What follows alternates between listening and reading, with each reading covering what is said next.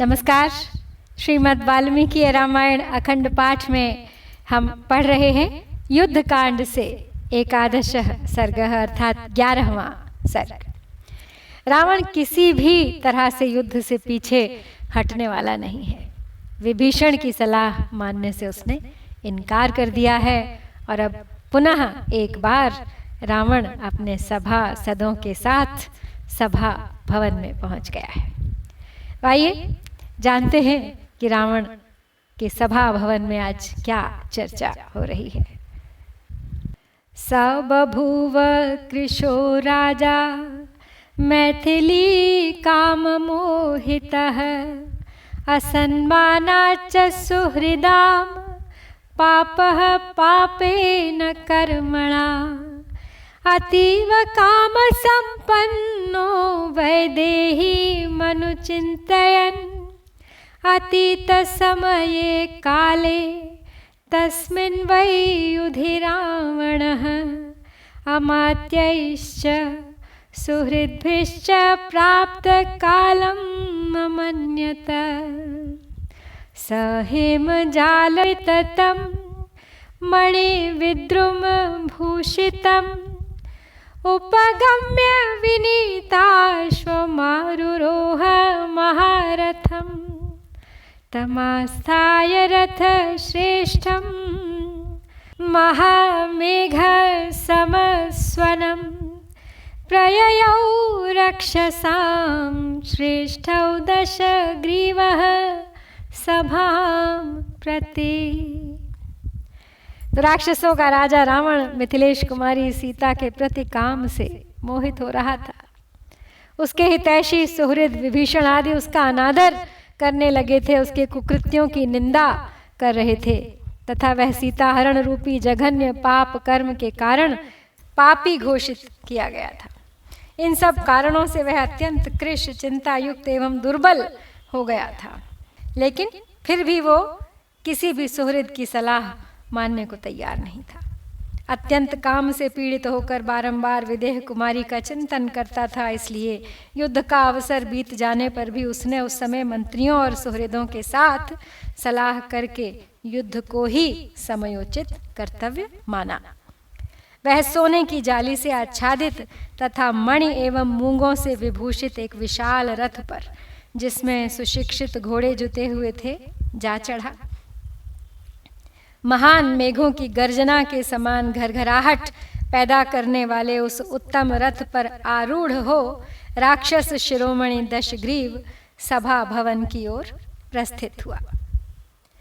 अस्य चर्म धरा योधाः सर्वायुध धरास्ततः राक्षसा राक्षसेन्द्रस्य पुरस्तात् सम्प्रत स्थिरे नाना विक्रवेशाश्च नानाभूषणभूषिताः पार्श्वतः पृष्ठतश्चैनं परिवार्य ययुस्तदा रथैश्चातिरथाः शीघ्रं मत्तैश्च वरवारणैः अनुत्पेतुर्दशग्रीवमाक्रीडद्भिश्च वाजिभिः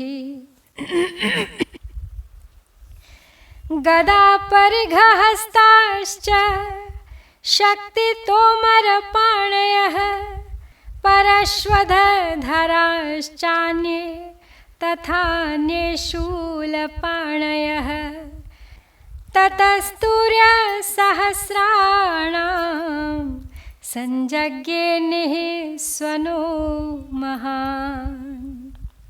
तो जब रावण अपने सभा भवन की ओर प्रस्थित हुआ, उस समय राक्षस राज के आगे आगे ढाल, तलवार एवं सब प्रकार के आयुध धारण करने वाले बहुसंख्यक राक्षस योद्धा जा रहे थे। इसी तरह भांति भांति के आभूषणों से विभूषित और नाना प्रकार के विकराल वेश वाले अगणित निशाचर उसे दाएं बाएं और पीछे की ओर से घेर कर चल रहे थे। रावण के प्रस्थान करते ही बहुत से अतिरथी वीर रथों, मतवाले गजराजों और खेल खेल में तरह तरह की चालें दिखाने वाले घोड़ों पर सवार हो तुरंत उसके पीछे चल दिए। किन्हीं के हाथों में गदा और परिघ शोभा पा रहे थे, कोई शक्ति और तोमर लिए हुए थे, कुछ लोगों ने फरसे धारण कर रखे थे तथा अन्य राक्षसों के हाथों में शूल चमक रहे थे। फिर तो वहां सहस्रों वाद्यों का महान घोष होने लगा।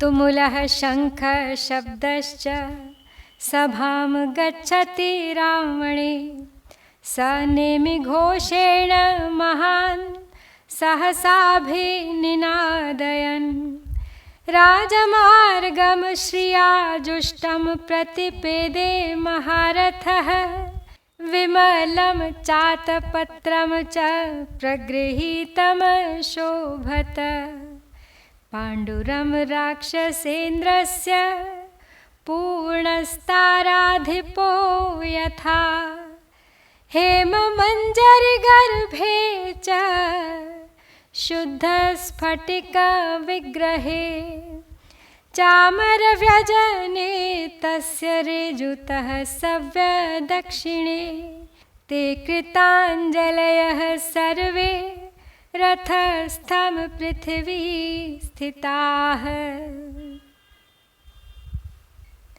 रावण के सभा भवन की ओर यात्रा करते समय तुमुल शंख ध्वनि होने लगी।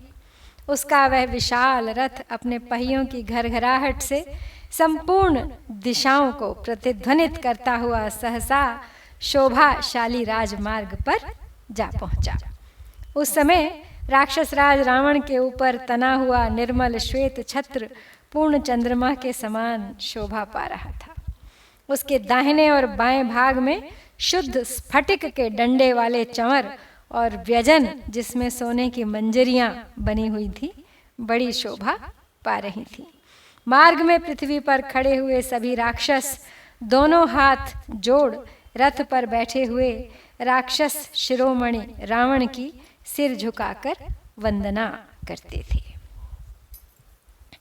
राक्षसाः राक्षस श्रेष्ठं शिरोभिस्तमववन्दिरे, राक्षसैः स्तूयमानः संजयाशीर्भिररिन्दमः, आससाद महातेजाः सभां विरचितां तदा, सुवर्णरजतास्तीर्णां विशुद्धस्फटिकान्तरां, विराजमानो वपुषा रुक्मपट्टोत्तरच्छदां, तां पिशाचशतैः षड्भिरभिगुप्तां सदा प्रभां, प्रविवेश महातेजा सुकृतां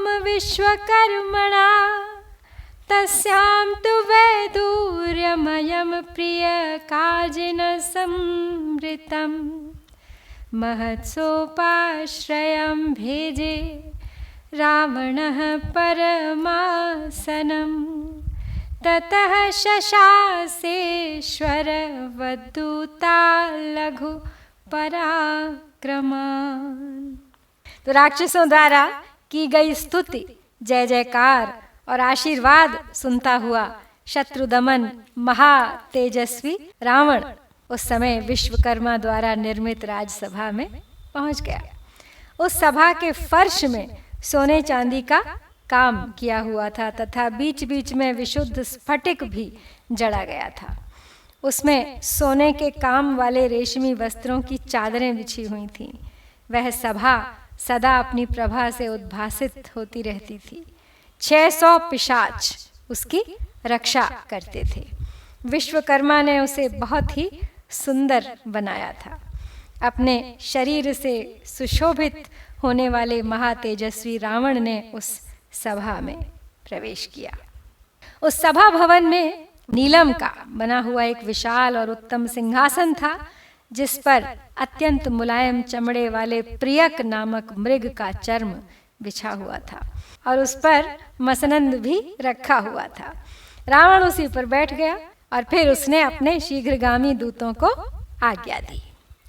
समानयत मे क्षिप्रमिहैतान् राक्षसानिति कृत्यमस्ति महज्जाने कर्तव्यमिति शत्रुभिः राक्षसास्तद्वचः श्रुत्वा लङ्कायां परिचक्रमुः अनुगेहमवस्थाय विहारशयनेषु च उद्यानेषु च रक्षांसि चोदयन्तो ह्यभीतवत् ते रथान्तर्चरा एके दृप्तानेके दृढान् हयान् नागानेके अधिरुरुहुर्जग्मुश्चैके पदातयः सा पुरी परमाकीर्णा रथकुञ्जरवाजिभिः सम्पतद्भिर्विरुरुचे गरुत्मद्भिरिवाम्बरम् ते वाहनान्यवस्थाय यानानि विविधानि च सभां पद्भिः प्रविविशु सिंहाः गिरिगुहामिव।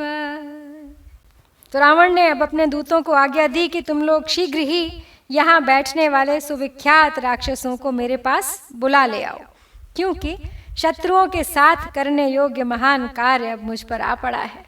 इस बात को मैं अच्छी तरह समझ रहा हूँ, अतः इस पर विचार करने के लिए सब सभासदों का यहाँ आना अत्यंत आवश्यक है। तो रावण का यह आदेश सुनकर वे राक्षस लंका में सब ओर चक्कर लगाने लगे। वे एक एक घर, विहार स्थान, शयनागार और उद्यान में जा जाकर बड़ी निर्भयता से उन सब राक्षसों को राजसभा में चलने के लिए प्रेरित करने लगे। तब उन राक्षसों में से कोई रथ पर चढ़कर चले, कोई मतवाले हाथियों पर और कोई मजबूत घोड़ों पर सवार होकर अपने अपने स्थान से प्रस्थित हुए। बहुत से राक्षस पैदल ही चल दिए। उस समय दौड़ते हुए रथों, हाथियों और घोड़ों से व्याप्त हुई वह पुरी बहुसंख्यक गरुड़ों से आच्छादित हुए आकाश की भांति शोभा पा रही थी।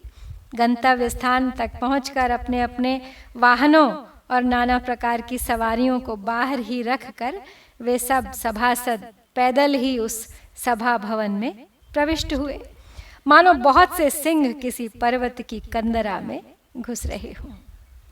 राज्ञः पादौ गृहीत्वा तु राज्ञा ते प्रतिपूजिताः पीठेष्वन्ये वृषीष्वन्ये भूमौ केचिदुपाविशन् ते समेत्य सभायां वै राक्षसा राजशासना यथार्हमुपतस्थुस्ते रावणं राक्षसाधिपम् मन्त्रिणश्च यथा मुख्या निश्चितार्थेषु पंडिताः अमात्याश्च गुणोपेताः सर्वज्ञाः बुद्धिदर्शनाः समीयुस्तत्र शतशः शूराश्च बहवस्तथा सभायां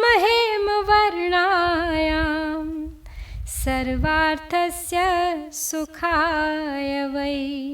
तो वहाँ पहुंचकर उन सब ने राजा के पांव पकड़े तथा राजा ने भी उनका सत्कार किया। तत्पश्चात कुछ लोग सोने के सिंहासनों पर, कुछ लोग कुश की चटाइयों पर और कुछ लोग साधारण से बिछौनों से ढकी हुई भूमि पर ही बैठ गए। राजा की आज्ञा से उस सभा में एकत्र होकर वे सब राक्षस राज रावण के आसपास यथा योग्य आसनों पर बैठ गए। यथा योग्य भिन्न भिन्न विषयों के लिए उचित सम्मति देने वाले मुख्य मुख्य मंत्री, कर्तव्य निश्चय में पांडित्य का परिचय देने वाले सचिव, बुद्धिदर्शी, सर्वज्ञ, सद्गुण संपन्न उपमंत्री तथा और भी बहुत से शूरवीर संपूर्ण अर्थों के निश्चय के लिए और सुख प्राप्ति के उपाय पर विचार करने के लिए उस सुनहरी कांति वाली सभा के भीतर सैकड़ों की संख्या में उपस्थित थे। ततो महात्मा विपुलं सुयुग्यं रथं वरं हेम विचित्रितांगं शुभमास्थाय ययौ यशस्वी विभीषणः संसदम् अग्रजस्य स पूर्वजाया वरजः शशंस नामात् पश्चाच्चरणौ ववन्दे शुकः प्रहस्तश्च तथैव तेभ्यो ददौ यथार्हं पृथगासनानि सुवर्णनानामणिभूषणानां सुवाससां संसदि राक्षसानां तेषां परार्घ्या गुरुचन्दनानां स्रजां च गन्धाः प्रववुः समन्तात् न चक्रुषुर्न नृतमाः कश्चित् सभासदो नापि जजल्पुरुच्चैः संसिद्धार्थाः सर्व एवोग्रवीर्या भर्तुः सर्वे ददृशुश्चाननं ते स रावणं शस्त्रभृतां मनस्विनां महाबलानां समितौ मनस्वी तस्यां सभायां प्रभया चकाशे मध्ये वसूनामिव वज्रहस्तः। तब रावण की सभा में सब लोग पहुंच चुके थे, सैकड़ों की संख्या में वहां पर सभासद उपस्थित थे। तत्पश्चात यशस्वी महात्मा विभीषण भी एक सुवर्ण जटित सुंदर अश्वों से युक्त विशाल श्रेष्ठ एवं शुभ कारक रथ पर आरूढ़ हो अपने बड़े भाई की सभा में जा पहुंचे। छोटे भाई विभीषण ने पहले अपना नाम बताया, फिर बड़े भाई के चरणों में मस्तक झुकाया। इसी तरह शुक और प्रहस्त ने भी किया। तब रावण ने उन सबको यथा योग्य पृथक पृथक आसन दिए। सुवर्ण एवं नाना प्रकार की मणियों के आभूषणों से विभूषित उन सुंदर वस्त्रधारी राक्षसों की उस सभा में सब ओर बहुमूल्य अगर चंदन तथा पुष्पहारों की सुगंध छा रही थी। उस समय उस सभा का कोई भी सदस्य असत्य नहीं बोलता था। वे सभी सभासद न तो चिल्लाते थे और न जोर जोर से ही बात करते थे। वे सब के सब सफल मनोरथ एवं भयंकर पराक्रमी थे और सभी अपने स्वामी रावण के मुंह की ओर देख रहे थे। उस सभा में शस्त्रधारी महाबली मनस्वी वीरों का समागम होने पर उनके बीच में बैठा हुआ मनस्वी रावण अपनी प्रभा से उसी प्रकार प्रकाशित हो रहा था जैसे वसुओं के बीच में वज्रधारी इंद्र देदीप्यमान होते हैं। रावण की सभा की इस तैयारी के साथ ही श्री वाल्मीकि निर्मित आर्ष रामायण आदि काव्य के युद्ध कांड में 11वां सर्ग यहाँ पर पूर्ण होता है। इत्यार्षे श्रीमद् रामायणे वाल्मीकिये आदि काव्ये युद्ध कांडे 11 सर्गः। ओम श्री सीता रामचंद्राभ्यां नमः।